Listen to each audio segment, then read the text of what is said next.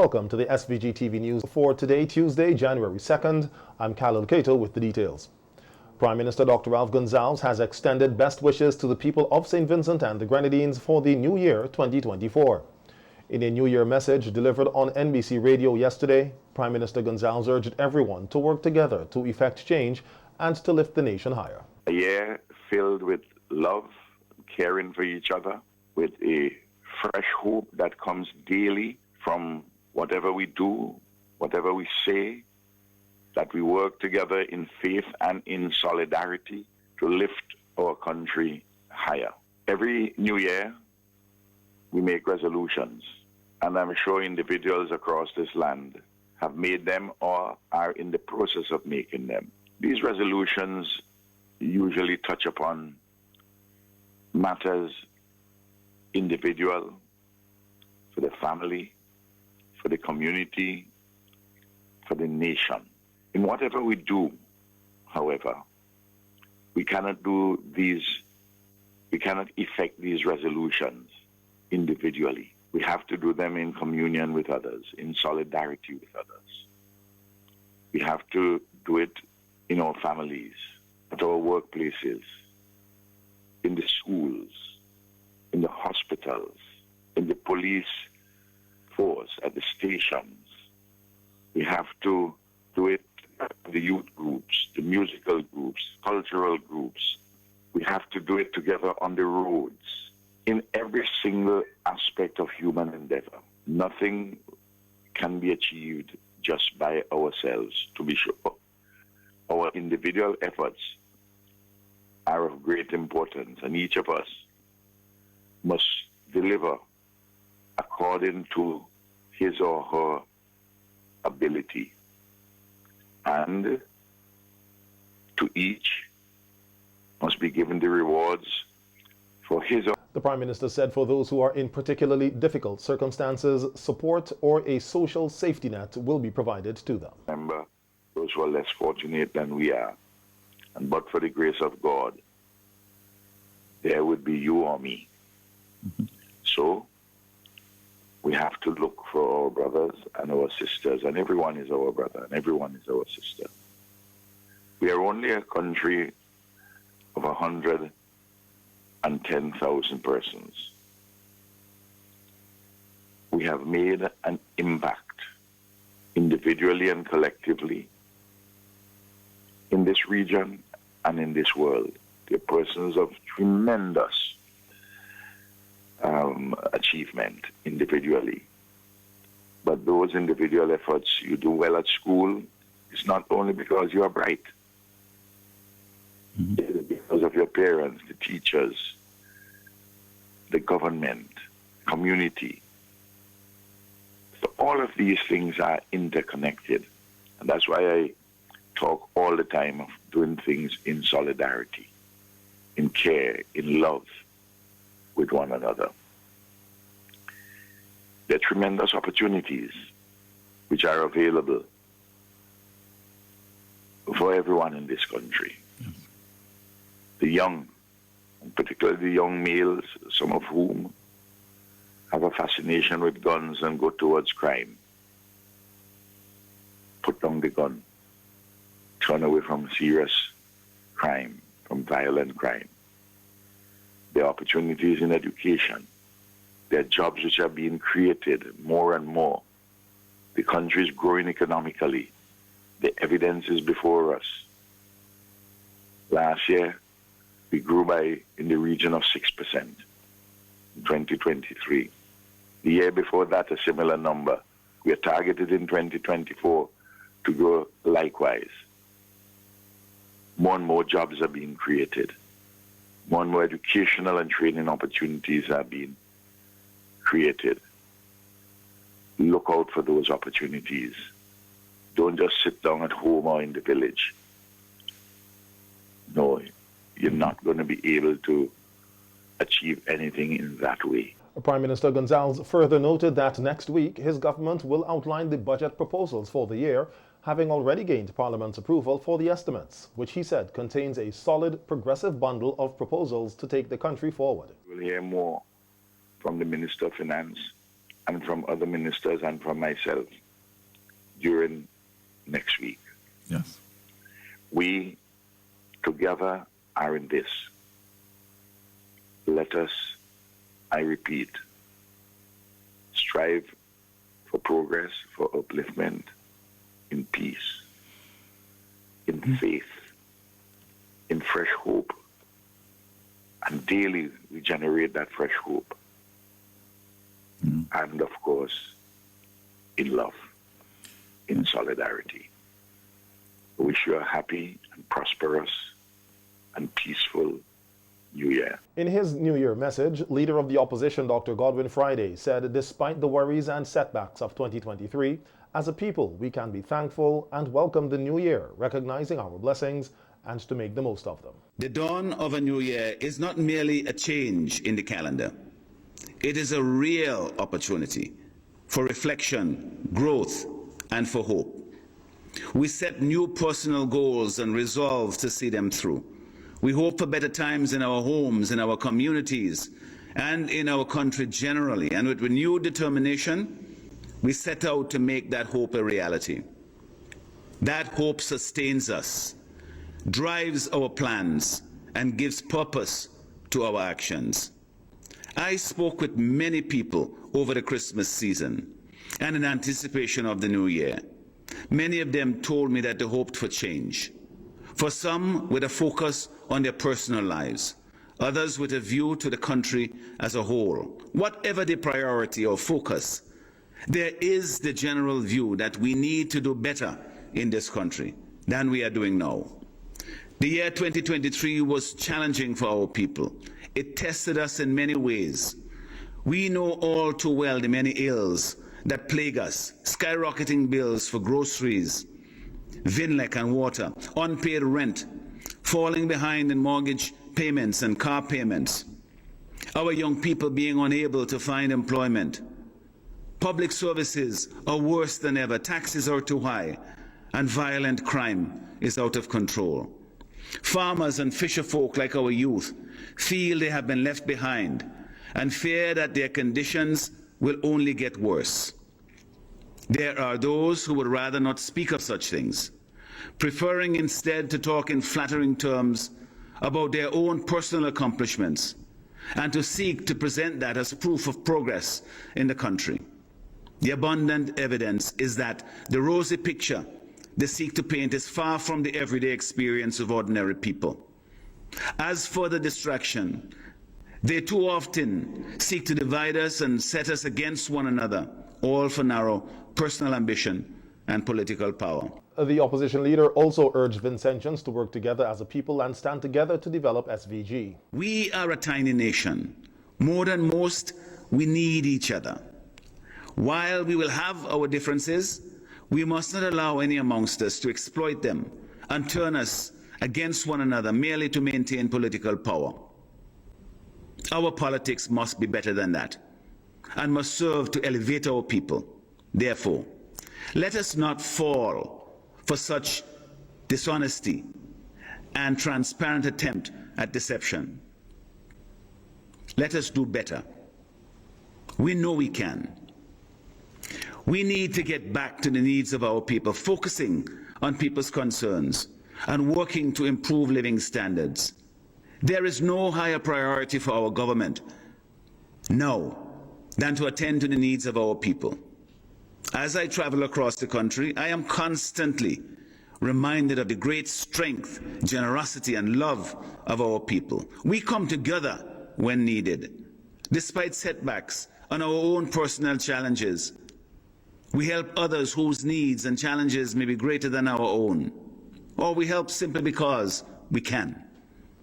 We must continue to do so in the new year. I believe we will, because that is our true Vinci nature. The new year brings hope. As we head into 2024, the prospects of general elections in St. Vincent and the Grenadines grow closer, giving our people hope that they will get the chance to determine our destiny, to decide what future we want. I know we all want urgently to begin to make progress on creating more and better paid jobs, building a strong economy, improving health care, fixing roads and making our country safe again. These things are not too much to ask for. We have a right to expect to have them. Let us raise our voices in the new year. Dr. Friday said all efforts must also be made to bring the various conflicts around the world to an end and to prevent others from starting. Humanity can no longer tolerate war as a way of conducting international affairs. The harm is too great, and too many people suffer, even those far from war zones. We must seek to bring an end to such conflicts. This also is not too much to hope for and demand in the year ahead. My dear people, I am honored to be given the opportunity to serve you. Thank you for your support over the past year and in the years before that. I look forward in the coming year to meeting you in your homes, in your communities, on the streets of Kingstown and elsewhere. I plan to travel to every community to listen to your concerns and to share our message of hope for our country. I wish you personal fulfillment in the new year. Let us embark on this year's journey with hope in our hearts, unity in our actions, and a shared commitment to building a better future together. Happy New Year. May God continue to bless us all. In some police news now, we hear that police attached to the Major Crime Unit, the MCU of the Royal St. Vincent and the Grenadines Police Force, are investigating the circumstances surrounding a shooting incident at about 11:45 p.m. on Sunday that resulted in the death of Kenroy Peters, a 31-year-old mason of Old Montrose. Police say that preliminary information revealed that the deceased was walking along the Old Montrose Public Road towards his place of abode when he was accosted by a masked assailant with a gun who shot him multiple times to his upper body and head. Peters was pronounced dead at the scene by a medical practitioner. The police say the crime scene was processed by members of the crime scene unit and items of evidential value were collected. A post-mortem examination is expected to be carried out on the deceased to ascertain the exact cause of death.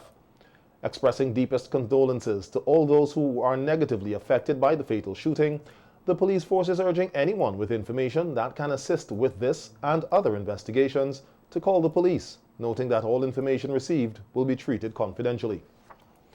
Peters' death ended 2023 with a record 55 homicides in SVG. Commenting on the shooting incident on radio yesterday, Prime Minister Dr. Ralph Gonsalves, who is responsible for national security, said it is a painful thing to see young men losing their lives in such a manner. I've said over and over again, for those who want to listen, yes, there are opportunities, lawful opportunities. If you choose to go away from those lawful opportunities, if you want to make quick buck, if you want to get into associational groups and you generate conflict over some foolish things, and if you allow greed to take hold of you to the exclusion of all other feelings, and if you don't value human life, you yourself will either end up in jail or end up dead. These are the facts which are before us. Be loving, be peaceful, be caring, and work together in solidarity. And the MCU has made a significant breakthrough in the investigation surrounding the killing of Zarel Veronica Keisha Small of Arnesville and Fountain. Last Friday, police charged Ryan Pitbull Cole, a 24-year-old laborer of Pauls Avenue, with the offense of murder. Cole is charged that between August 24th and 25th, 2022, with malice aforethought, he caused the death of Small by an unlawful act.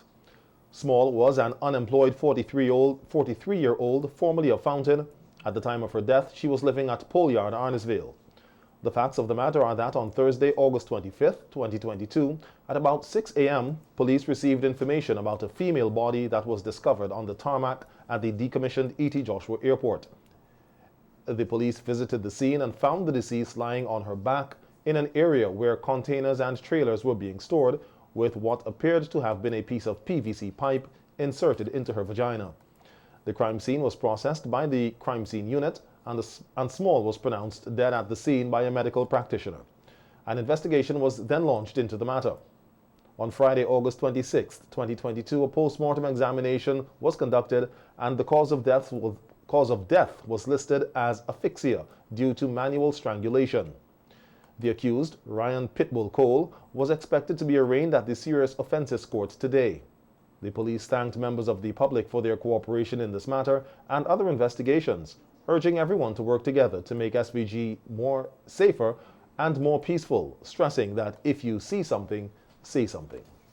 Meanwhile, as the police force and the Ministry of National Security prepare to introduce a national amnesty for holders of illegal or illicit firearms and ammunition, citizens are already complying by handing in illegal firearms in their possession.